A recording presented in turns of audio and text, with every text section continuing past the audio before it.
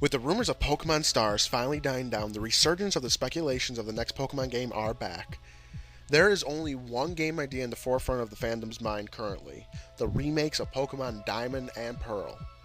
There is ample evidence of its arrival within Pokemon Sun and Moon that this is currently coming our way. But I am not here to talk about that. A lot of things change in remakes, and while Diamond and Pearl were not perfect, there are some things I would like to see changed or brought into to add to the story of these remakes. So this is my top 10 list on things I want added to the future remakes of Pokemon Diamond and Pearl. Number 10. Despite the story actually being pretty good, Pokemon Platinum had far more superior story compared to the previous versions. I would like to see this incorporated somehow into the remake stories, and not just as post-game. We will get to that later, but I would like to see the climax of the game to be similar to Platinum, but it would still focus on the box legendary, and Giratina would be still catchable post-game in the Distortion world, but it would make an appearance during the epic showdown on Mount Coronet. Number 9.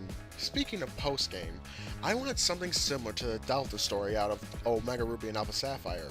An epic post-game adventure in which we would need Giratina's help to take on Arceus. Yes, the god of the Pokemon. Maybe it's sick of the actions of the humans and wants to set things right. It's just an idea. I would like more mythical Pokemon catchable in game, and Arceus would be perfect in Diamond and Pearl remakes. Number 8. A more diverse Pokedex. Diamond and Pearl are guilty of having one of the worst selections of Pokemon ever. Hell, half of the new Pokemon were saved for post-game. Platinum fixed this, and I would want this to be in the remakes as well, maybe even more. There needs to be a good balance of Pokemon, and Diamond and Pearl can't make the sins of the past again. Diversity is key. Number 7. Speaking of diversity, with Generation 7 we were introduced to something amazing: regional forms of Pokemon. This has to be the most genius thing Game Freak has ever done, and I hope to see more of it. Diamond and Pearl remakes would be a perfect for introducing Sinnohan forms of the Unova and maybe even Kalos Pokemon. I would say Alola Pokemon, but that's too recent for change. Kalos and Unova are just far enough away to have a unique mutations in the Sinnoh region.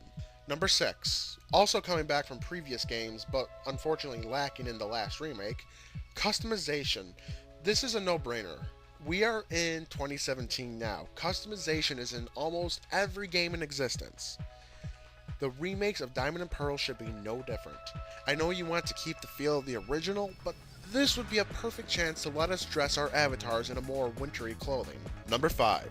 With the introduction of Generation 7, we were introduced to a new mechanic: Z-moves. Whether you are a fan of it or not, expect it back as part of the meta moving forward. I would like to see this implemented in a smooth way, not like how Megastones were implemented in Sun and Moon. It would be cool to see these incorporated into the story via new characters, or maybe an old character from Sun and Moon who was on their own journey to get strong. How would be a perfect character, actually, thinking of this. Number 4, but Mega Evolution needs a triumphant return. It's very unlikely we will see this since we are in the era of Z-moves. But we didn't get any new Megas in Sun and Moon. And we even got the shaft with how we get the Megastones over time. I'm not asking for many, maybe just 5 or 7 new Megas. Nothing big, just give some love to some Pokemon that aren't as good as top tier Pokemon. Number 3. Another new feature in Pokemon Sun and Moon was limited to one Pokemon, the Hero Greninja, a mock Mega Evolution for Greninja as long as it has the Battle Bond ability. I know this was just a cheap ploy to sell Sun and Moon to anime fans, but I would like to see more Pokemon with this Battle Bond ability. Maybe give it to the starters. It would be a nice change, no new Megas or Z-moves for them, but the Battle Bond so they would be able to take on their own unique hero form.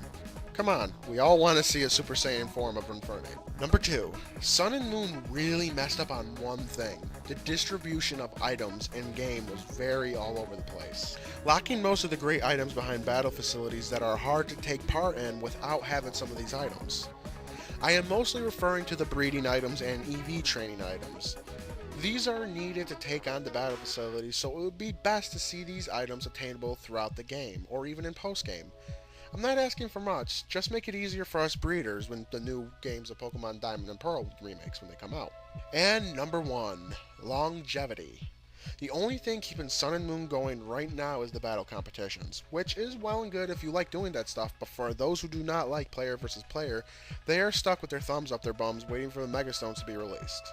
Sure, we have Pokepalago, but once you set that going, you have to wait 12 or more hours until it's finished.